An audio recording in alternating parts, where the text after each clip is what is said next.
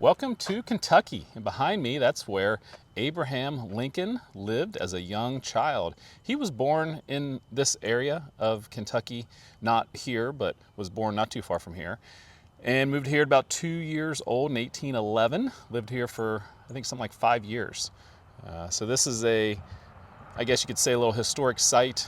They have a tavern that was built here in later years to kind of, honor where Lincoln lived as a child.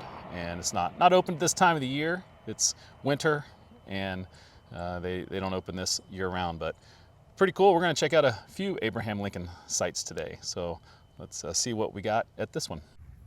The tavern was built in 1933, and like I said, not open today, but it looks like some interesting stuff in there. So the Knob Creek farm was 228 acres, of which the Lincolns lived on 30 acres. Lincoln's father, Thomas, leased the land. At the Knob Creek home, Lincoln's brother, Thomas Jr., was born and passed away. Lincoln himself almost died at the farm, nearly drowning in a nearby creek, until a neighbor extended a branch to rescue him from swollen waters. In 1816, when Lincoln was almost 8, he moved with his family to a homestead in Indiana. The cabin that is here was not the original cabin. It belonged to the Gallagher family and was built around the same time. So, unfortunately, not the original cabin that had been taken away and used for other things, but that's to represent the same time period and the time that Lincoln lived here. So you can kind of see the overview shot, and this is the trail that goes back into the valley.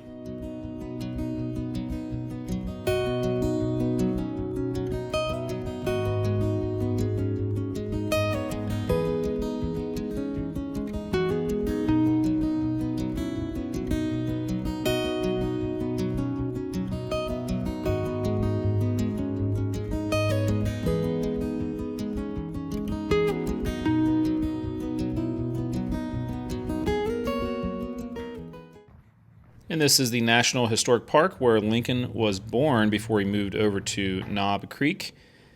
They have a visitor center here that we're checking out first.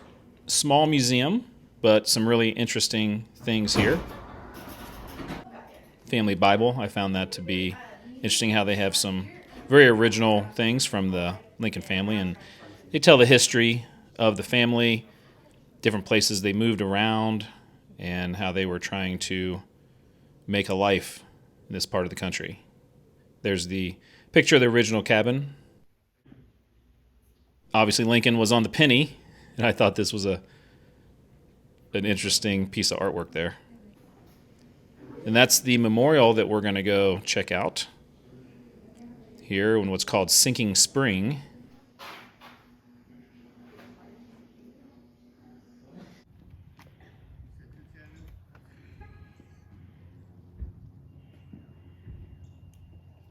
In 1808, Thomas and Nancy Lincoln settled here on Sinking Spring Farm. 2 months later, Abraham Lincoln was born here in a one-room log cabin.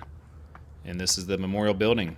1909, the cornerstone was laid by President Theodore Roosevelt, and it was dedicated in 1911 by President William Howard Taft. Once again, this is not the original log cabin. It was brought from the same time frame, again, just like our previous place that Lincoln lived. And it has 16 windows, 16 rosettes on the ceiling, 16 fence poles representing Lincoln as the 16th president. The 56 steps we climbed up to the building represented his age at death.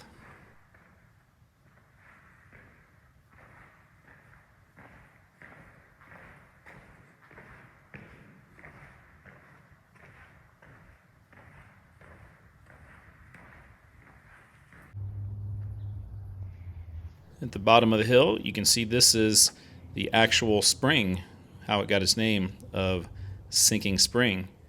And this is likely the first place that Lincoln's parents got water for him to drink as a baby.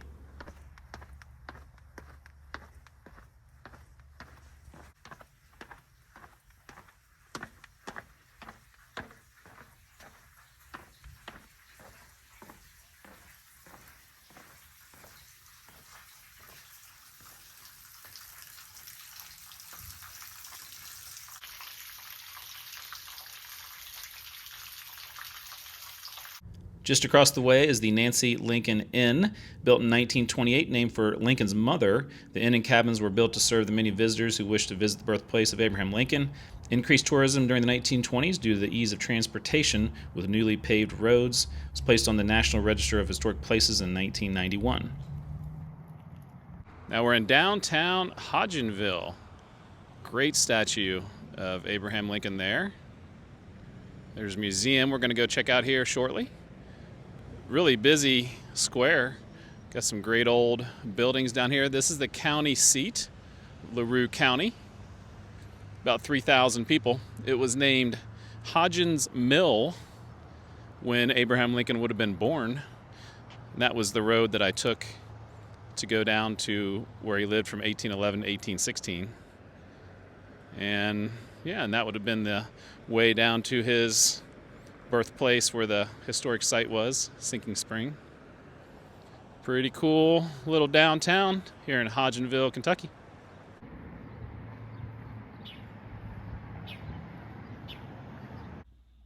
This Lincoln Museum is operated by the local historical society, so nice to see. It's more of a local feel for Lincoln than some sort of a national park type of museum, even though they're both really good. I do like local museums. When you enter the first room, there's just a bunch of artifacts and photos, kind of a overall introduction to Lincoln and his life.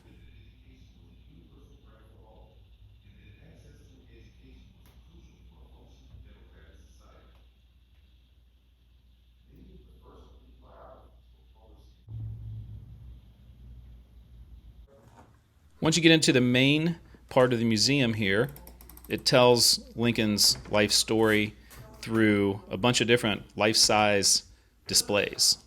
And I'm sure you can recognize many of the historical times of his life through being a young person to literally the day he died. So I'll just let the video play and you can see all the different scenes from Lincoln's life.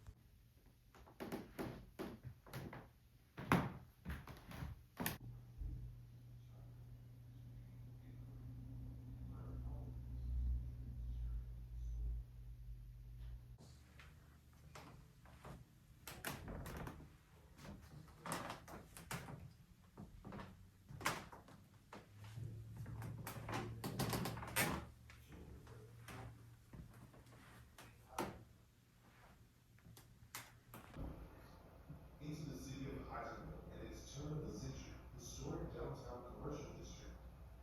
Here is the largest water projects. Visitors of all ages learn about its humble beginnings and experience the many ways his extraordinary life is so celebrated. His image is one of the most recognizable in the world. And without a doubt, the man was as a guiding principle in the tremendous challenge of uniting the nation during the American Civil War.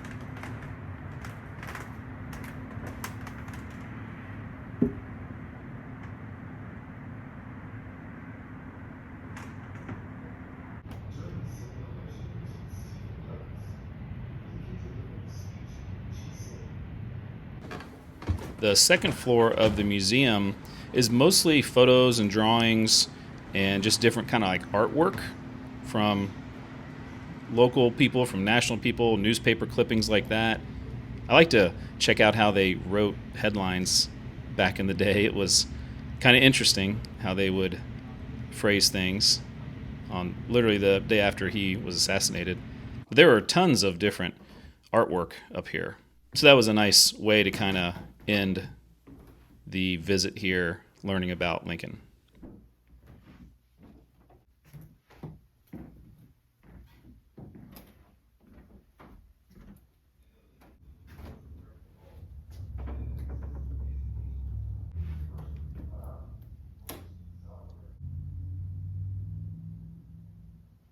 Hope everyone enjoyed this little peek into early Abraham Lincoln life. And I think it's a pretty cool place. You know, even though Hodgenville isn't a huge town, I stayed in Elizabethtown, which is just a few miles down the road, lots of options, hotels and restaurants and all kinds of things like that. So definitely very historic area and highly recommended to come check it out.